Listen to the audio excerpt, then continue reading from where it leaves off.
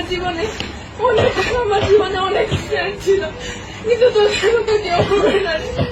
প্রতিটা মুহূর্তে আমি তোকে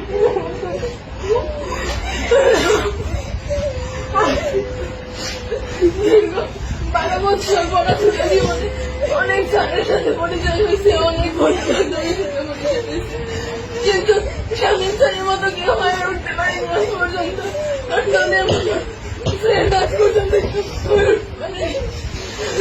আমি ক্লাসের মধ্যে অনেক কথা দাউটা দিতাম, যাতে অনেকে বিরক্ত হতাম।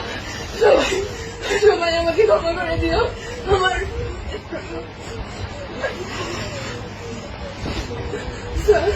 আমি সবসময় আপনার থেকে সকল ধরনের সাপোর্ট পাই আসছি।